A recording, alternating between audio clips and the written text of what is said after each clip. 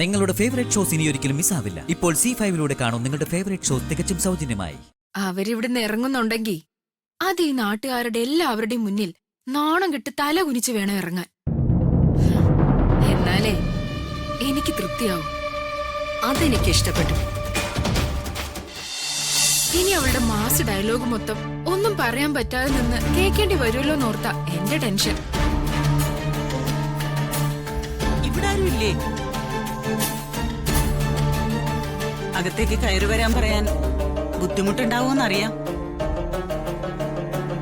പറഞ്ഞില്ലെങ്കിലും ഞങ്ങൾ അകത്തേക്ക് കയറുക. വാ മോളെ.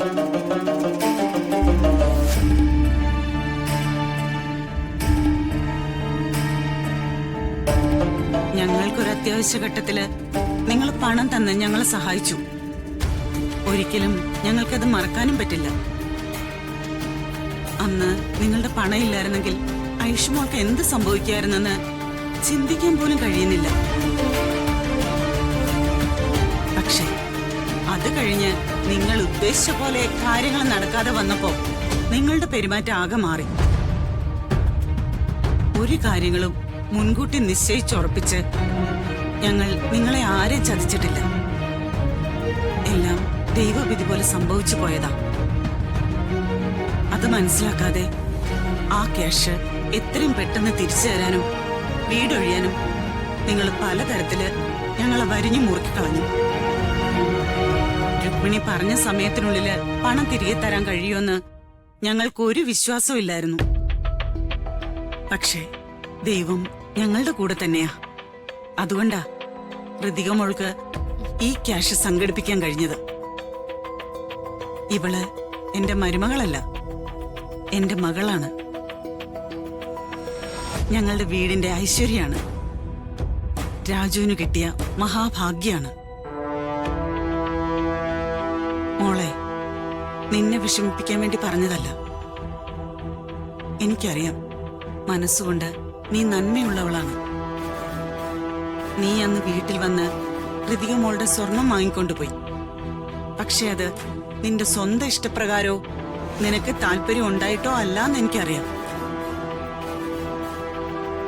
അതിന്റെ പിന്നിൽ ആരാണെന്നും എനിക്കറിയാം.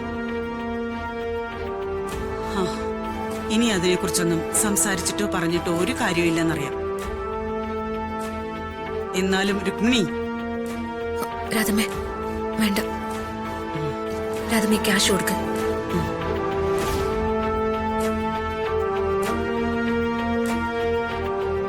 ഒരു രൂപ പോലും കുറവില്ല. എണ്ണി തിട്ടപ്പെടുത്തണമെന്നുണ്ടെങ്കിൽ ആവാ.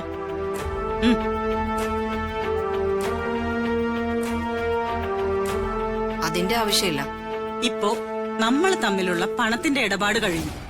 ഇനി നിങ്ങൾക്ക് തീരുമാനിക്കാം ഞങ്ങൾ ആ വീട്ടിൽ താമസിക്കണോ വേണ്ടയോന്ന്. ഇറങ്ങാൻ പറഞ്ഞ ഈ നിമിഷം ഇറങ്ങാനും ഞങ്ങൾ റെഡിയാ. രാധമ്മേ, നിങ്ങൾ ആരും അവിടുന്ന് പോവരുത്. ഇതെന്റെ റിക്വസ്റ്റ് ആണ്. വാടക ചീട്ട് നമുക്ക് പുതുക്കി എഴുതിക്കാം. വേണ്ട, അതൊന്നും ശരിയാവില്ല. രമ്യ, വേണ്ട. എന്നായാലും ഞങ്ങൾ പോവാനുള്ളവർ തന്നെയാ. അത് കുറച്ച് നേരത്തെ ആവുന്നു എന്ന് കരുതിയാ മതി. രാധമ്മേ, ഞാൻ രാധമ്മേ എന്റെ സ്വന്തം അമ്മയെ പോലെ തന്നെയാ കണ്ടിരിക്കുന്നെ. രാധമ്മ എന്റെ മകളെ പോലെ കണ്ടിരിക്കുന്നെങ്കിൽ എന്റെ ഈ റിക്വസ്റ്റ് അംഗീകരിക്കണം. പോകരുത്. എനിക്ക് നിങ്ങളെയൊക്കെ അത്രയ്ക്ക് ഇഷ്ട. പ്ലീസ്. പക്ഷേ രുക്മിണിക്ക് അത് ഇഷ്ടമല്ലല്ലോ. മോൾക്ക് എപ്പ വേണമെങ്കിലും ഞങ്ങളെ വന്ന് കാണാലോ. എന്താ അതുപോരെ? അത് പോരെ രാധമ്മേ. എനിക്ക് നിങ്ങളെന്നും ഇവിടെ തന്നെ ഉണ്ടാവണം. അമ്മയോട് ഞാൻ സംസാരിച്ച് സമ്മതിപ്പിച്ചോളാം. ശരി, നിങ്ങൾ തീരുമാനിച്ചിട്ട് അറിയിച്ചാ മതി. ആ പിന്നെ ഇനി ഋതിയും മോളുടെ കയ്യിൽ നിന്ന് ഈടായി വാങ്ങിച്ച സ്വർണവും മോൾക്ക് ഏറ്റവും പ്രിയപ്പെട്ട വസ്തുക്കളും തിരികെ തന്നേക്ക്. രമ്യ മോളല്ലേ വാങ്ങിക്കൊണ്ടു പോയത്? അപ്പോ മോള് തന്നെ തിരികെ കൊടുത്തേക്ക്.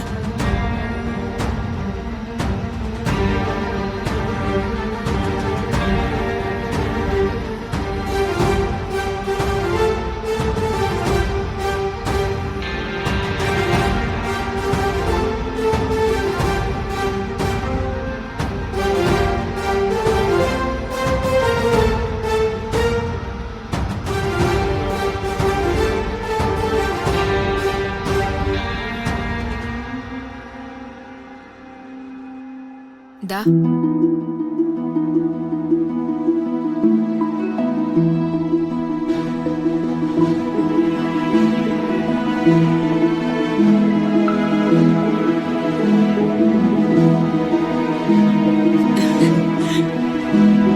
വാ മോളെ.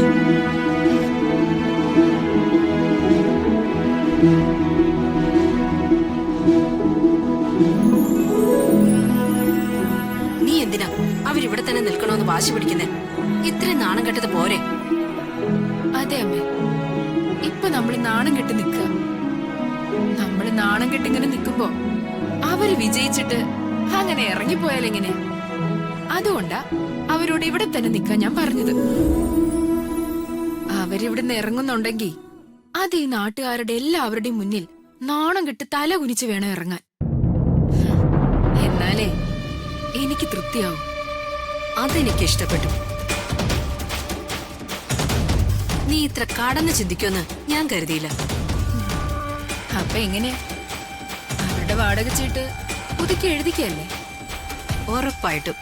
വാടക ചീട്ട് എഴുതിച്ചിട്ട് വേണം അവരുടെ ചീട്ട് എനിക്ക് കീറിയെടുക്കാൻ.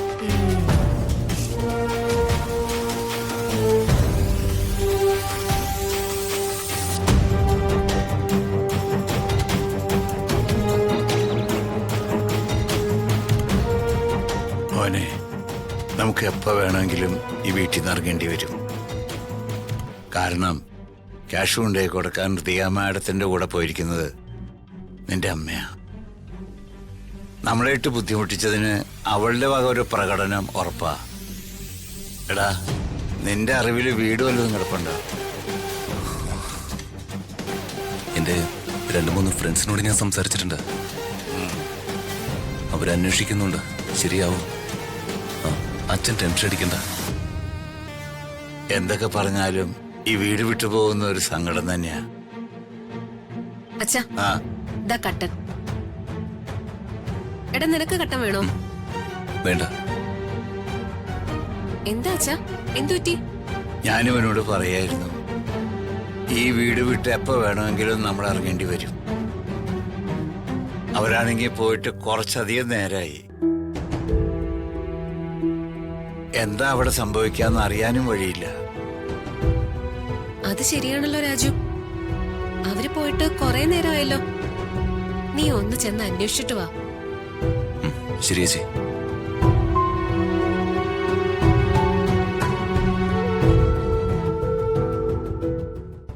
ഡൗൺലോഡ് ചെയ്യൂ C5 ആപ്പ്. കാണൂ എല്ലാ എപ്പിസോഡുകളും സൗജന്യമായി.